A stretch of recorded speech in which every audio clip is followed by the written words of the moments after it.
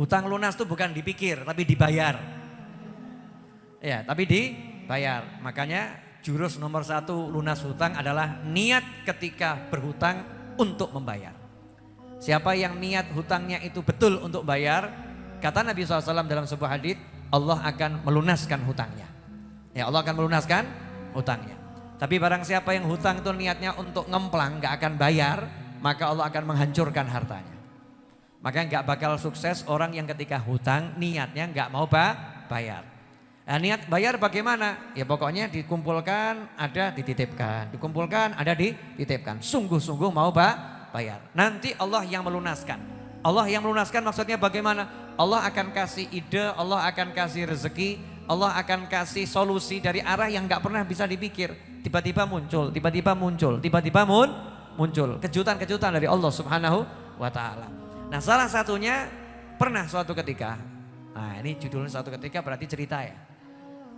Ada seorang budak, ya ada seorang budak di masa kekhalifahan Sayyidina Ali bin Abi Thalib karramallahu wajhah. Budak ini datang kepada Sayyidina Ali bin Abi Thalib radhiyallahu anhu, menantunya Nabi Muhammad SAW. Ya, menantunya Nabi Muhammad SAW sekaligus khalifah. Masalahnya khalifah yang satu ini gak punya duit. Masalahnya khalifah yang satu ini ya gak punya duit ya. Mau ngomong miskin kok gak tekan saya. Sebab ya sugih ya. Sekarang itu orang mengartikan kaya itu kan kalau punya duit. Kalau miskin gak punya duit. Saya takut kalau ngomong begitu. Sayyidina Ali ini memang gak memegang duit. Gak memegang duit. Tapi didatangi sama budak yang masalahnya urusan duit. Pertanyaan saya nih, budak datang laporan urusan duit kepada orang yang gak punya duit. Betul atau salah? Betul atau salah? Ya, budaknya alim jadi betul. Ya, budaknya ngerti yang bisa menyelesaikan urusan duit itu bukan orang yang punya duit, tapi orang yang punya ilmu bagaimana datangkan duit. Kadang-kadang Anda datang kepada orang yang punya duit, hasilnya kecewa, terhina, tertolak. Betul atau betul? Makanya dari dulu diajarin kalau punya hutang jangan datang kepada orang kaya, datengin kiai. Pak Yai, hutang saya banyak, solusinya bagaimana? Makanya para kiai, para habaib, para ustadz itu yang datang kebanyakan orang-orang punya. Nah, kita kan termasuk salah satunya. Betul ya? Karena kita datang ke orang kaya ya ditolak. Wah, wajah ruwet ini. Tapi kalau datang ke ulama, ke kiai gitu kita nggak punya duit, kita banyak masalah. Welcome, Masya Allah, sahabatku datang. Ya, sahabatku datang. Seneng tuh para kiai. Didatangin orang-orang bermasalah seperti kita, bahagia adanya, seneng. Seperti Sayyidina Ali bin Abi Thalib karramallahu wajhah. Ana Madinatul Ilm wa Ali babuha. Aku adalah kotanya ilmu. Begitu sabda Nabi Muhammad SAW. Pintunya untuk masuk kota itu adalah Ali. Ali pintunya, menantu Nabi Muhammad SAW. Datang ini budak tahu. Ya ini harus lapor Sayyidina Ali. Betul Sayyidina Ali gak punya duit. Tapi punya solusi. Petunjuk. Punya ilmu. Khalifah, saya ini budak mukatab. Budak mukatab itu istilah ya. Dulu tuh semasa ada perbudakan, Islam tuh pengen menghapuskan perbudakan. Tapi caranya kan tidak bisa frontal. Gak bisa langsung begitu ya. Makanya dikasih janji siapa bebaskan budak pahalanya ini. Siapa bebaskan budak pahalanya ini. Kemudian dimotivasi agar budak ini diberi kelonggaran. Di siang hari budak ini biar bekerja. Nanti bagi hasil sama majikannya. Nah, terus buat perjanjian. Kalau dalam jangka waktu sekian kamu bisa menghasilkan uang sekian untuk saya, maka kamu merdeka. Maka budak-budak itu pada semangat, pengen memerdekakan dirinya sendiri dengan membayar sejumlah uang ya dengan perjanjian waktu tertentu. Itu namanya budak mukatab. Nah, datang budak mukatab menghadap Khalifah Ali bin Abi Thalib karramallahu wajhah, menceritakan, kalau kalimatnya itu bahasa bebasnya, tulungono aku gitu. Please help me. Tolong saya punya masalah, sebentar lagi jatuh tempo untuk pelunasan mukatab saya. Kalau enggak saya bayar, saya budak selama-lamanya. Kalau saya bayar lunas, saya merdeka. Lah untuk merdeka ini butuh duit, saya enggak punya duit. Yang didatangi sama juga enggak punya duit. Tapi budaknya enggak salah alamat. Alamatnya benar. menghadap Khalifah Ali bin Abi Thalib. Jawabannya Khalifah Ali bin Abi Thalib dengan pede, dengan penuh percaya diri. Makanya jadi ulama itu yang pede. Amalkan ini beres. Jadi ulama kok, ya moga-moga ya. Ya umatnya ya, walah ini ustadznya aja ragu kok ya. Gak pede, ragu ya. Harus mencontoh Khalifah Ali bin Abi Thalib, pede walaupun gak punya duit. Jangan, alah ustadz juga sama miskin dengan saya. Kok gak pede gitu ya. Pede, amalkan ini. Mau enggak kamu? Saya ajari amalan yang langsung beberapa kalimat allamanihinna yang mengajarkan itu adalah Nabi Muhammad SAW. Khusus buat saya. Saya diajari langsung khusus buat saya oleh Nabi Muhammad SAW.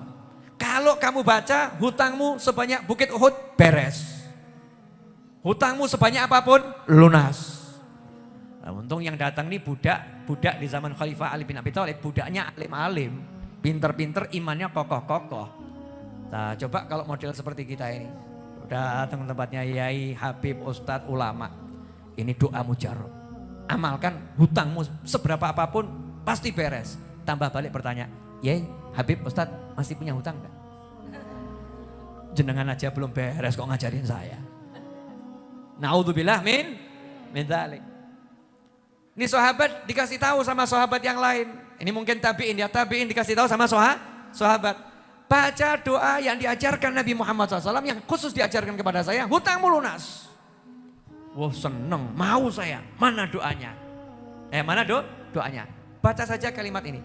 Allahumma kfini bihalalika an haramika wa aghnini bifadlika amman siwak.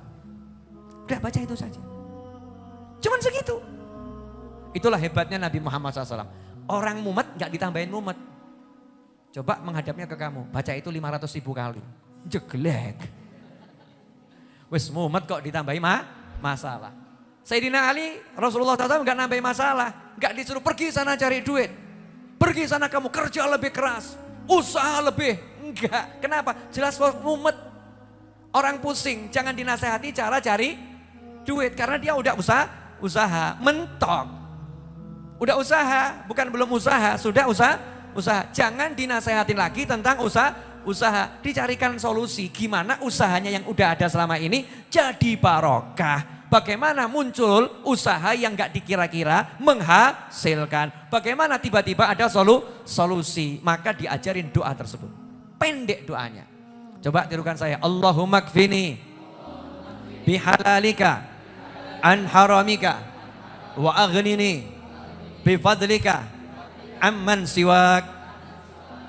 Nah, ini baca, diamalkan budak tadi. Seneng pulang pede, hutangku lunas. Dibaca, berapa hari selesai hutangnya. Ini wajah-wajah punya hutang katanya. Kalau saya kan udah jelas pengumuman saya punya hutang gitu. Nah, kebetulan saya dapat ijazah lewat YouTube. Ada seorang ulama ya di sono di Maroko kalau saya nggak salah itu, dari YouTube. Ngasih ijazah, ya kan dari YouTube bisa diambil ilmunya kalau dari ulama ya.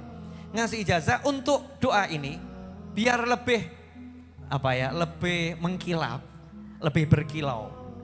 Kalau saya bacanya habis sholat, pas doa itu sekali. Diawali ya Hanan, ya Mannan, ya Fattah, ya Razak, ya Ghani, ya Mughni, Allahumma kfini bihalalika an haramika wa aghnini bifadlika man siwak. Lah karena teman-teman saya banyak utang, saya doanya Allahumma kfina bihalalika an haramika wa aghnina bifadlika amman siwak. Niat juga doakan teman-teman saya. Maka kalau jenengan daftar jadi teman saya, aman insyaallah.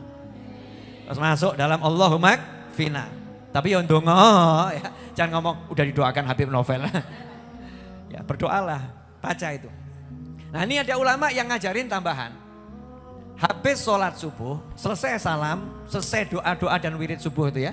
Selesai doa itu, baca Allahumma kfini bihalalika an haramika wa aghnini bifadlika amman siwak 41 kali. Jangan lebih, jangan kurang. Wis aja takok. Kenapa harus 41 kali? Ruwet gitu ya. Mau ambil enggak mau enggak usah. Gitu aja kok repot ya. Mau amalkan enggak mau enggak usah amalkan. Baca 41 kali. Jangan berdiri dulu. Ya, jangan berdiri dulu. Insya Allah berapa hari beres itu, lunas hutang lunas semua insya Allah. Rezeki mengalir. Oh saya baru mengamalkan 2 hari itu Masya Allah. Hasilnya luar biasa. Gak usah saya sebutkan. Iya, itu rahasia perusahaan saya. Baru mengamalkan 2 hari, baru dapat tambahan ijazah 41 kali. Nah, saya mengajak antum semua ngajarin yang begini sama orang-orang yang lagi mumet. Jangan orang mumet buat nasehatin. Makanya yang sregep. Mental langsung, serah cocok iki koncone iki golek pengajian liyane gitu. Orang mumet itu jangan dinasehatin. Ayo, ninggih gini, baca ini, beres-beres. Ada yang ngomong, saya udah baca tapi kok nggak beres-beres ya. Bacamu belum beres. Karena kamu bacanya sama bertanya, kira-kira beres atau tidak. Beda dengan yang diajari tadi, yakin kalau pasti beres. Siap amalkan? Amalkan ya, tiap hari.